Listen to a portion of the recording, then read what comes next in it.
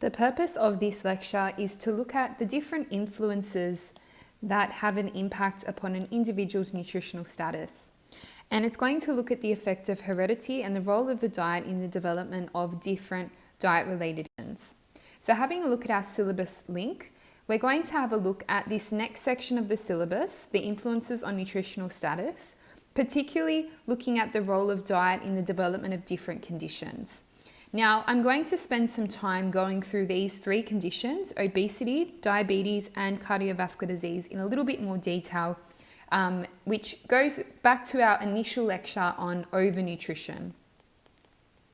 And the reason why we're going to spend some time having a look at this is because there are many HSC questions where you are required to describe the relationship, which essentially alludes to that verb explain, between nutrient intake and dietary disorders. And these three diet-related disorders have been specified in your syllabus, so obesity, diabetes, and cardiovascular disease. So quite often we actually see very specific questions relating to these three diet-related disorders, and you need to explain how they develop due to nutrient intake.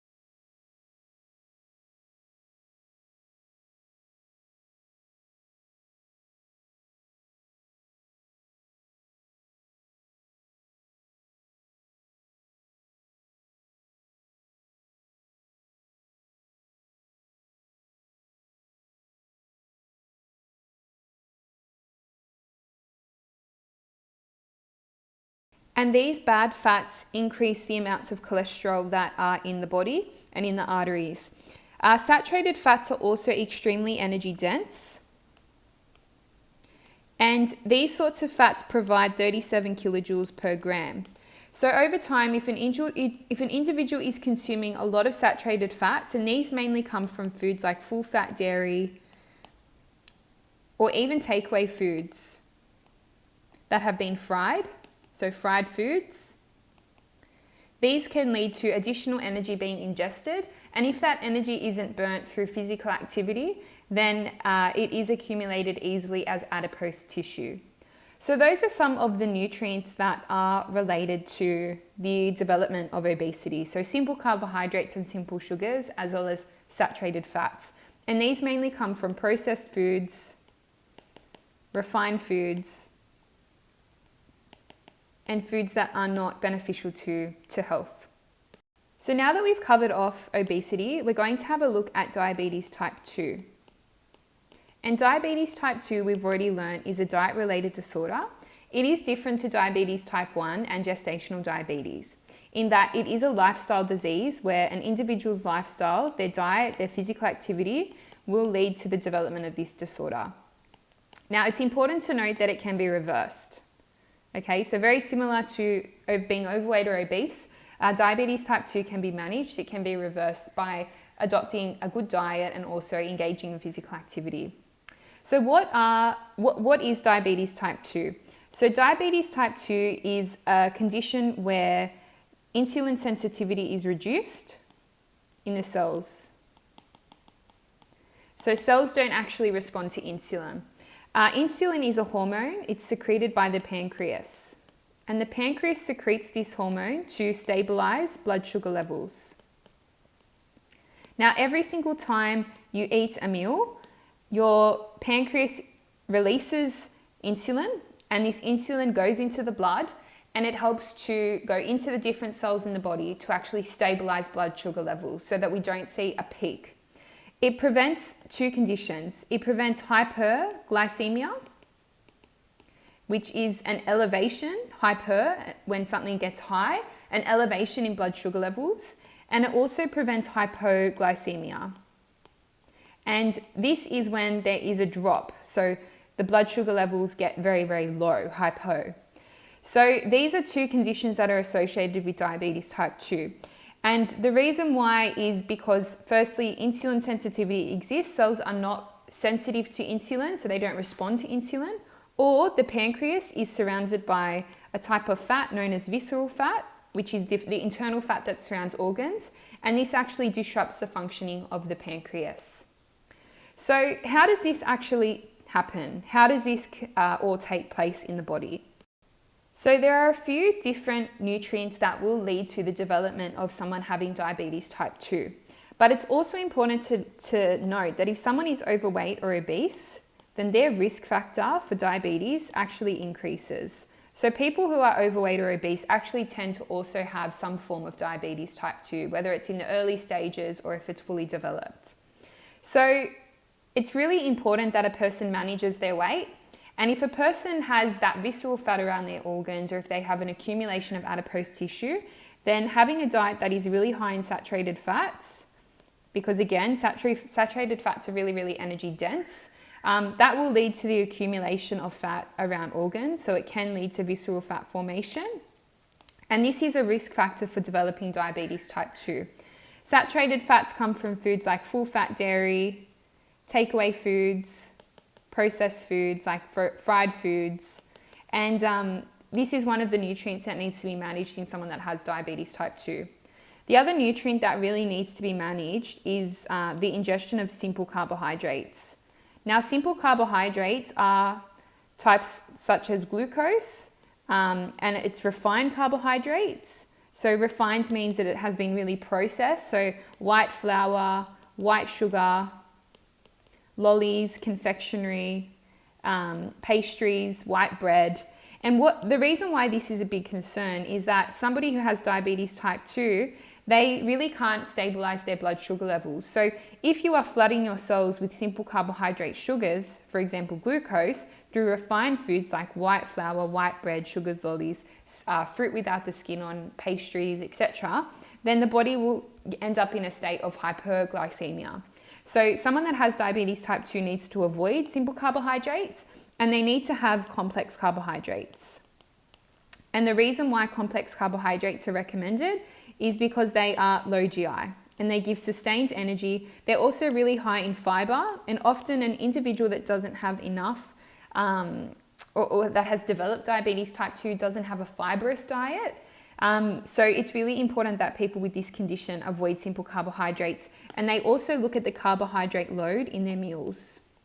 And when an individual is diagnosed with this condition, they'll work very closely with a dietitian to actually make sure that the amount of carbohydrate in each meal is closely monitored in order not to spike or to drop the blood sugar levels, because the pancreas is not functioning correctly. So saturated fats are a big concern because of their contribution to the development of being overweight or obese, which is a risk factor for diabetes type 2, and also simple carbohydrates and simple sugars are another nutrient that can lead to the development of diabetes type 2. Okay, so the final diet-related disorder that we need to look at is cardiovascular disease. So I'm going to just spend some time going through cardiovascular disease and how this can be linked to specific nutrients in the diet. So if we go back to what cardiovascular disease is any disease of the circulatory system. So the circulatory system involves our heart, and our heart pumps blood around the body. Now, there are a range of different diseases or conditions that are linked to heart disease or cardiovascular disease, and these include arteriosclerosis, which is basically the hardening of the arteries due to the buildup of plaque or fatty deposits and cholesterol in the interior walls of arteries and blood vessels. Hypertension, which is the high blood pressure, so blood pressure that is elevated, and this puts pressure on the heart when it beats at each contraction. Heart attack, which is where there is a complete blockage in a major artery, and stroke is where there's a blockage in the brain. So these are all the conditions that are linked with CVD, and it's important to note that it is the leading cause of death in Australia and also in the world. And it is one of the diseases that has the biggest economic burden because of the cost of recovery, the cost of surgery, etc. So what are some of the conditions that are linked, or what are some of the nutrients, should I say, that are linked to developing cardiovascular disease? So the first nutrient that the Heart Foundation recommends that people need to really monitor is saturated fats. So saturated fats come from animal products, and essentially they're known as cholesterol. Now, cholesterol is high in low-density lipoproteins. Now, low-density lipoproteins are examples of bad cholesterol, and they lead to the buildup in the arteries, which can actually lead to arteriosclerosis. So where do saturated fats come from? Saturated fats come from fried foods, as well as the fat from full-fat dairy, for example, full cream milk, or even cream, full-fat cheese, butter, lard, as well as takeaway foods. They're often fried and they contain a lot of saturated fat. So people that have cardiovascular disease tend to be consuming these sorts of foods, and they really need to swap them out for good sources of fat. So they should be swapping out these saturated fats for good fats, which are high in HDLs. And HDLs are known as high density lipoproteins. And what they do is they actually lower the LDLs. Foods that are high in HDLs are our good fats, so our omega-3s, our omega-6s, and our unsaturated fats. So any unsaturated fat is a good fat. So another key nutrient that can lead to the development of heart disease or cardiovascular disease is sodium. Now, sodium is also known as salt, and what it does is it leads to fluid retention in the body.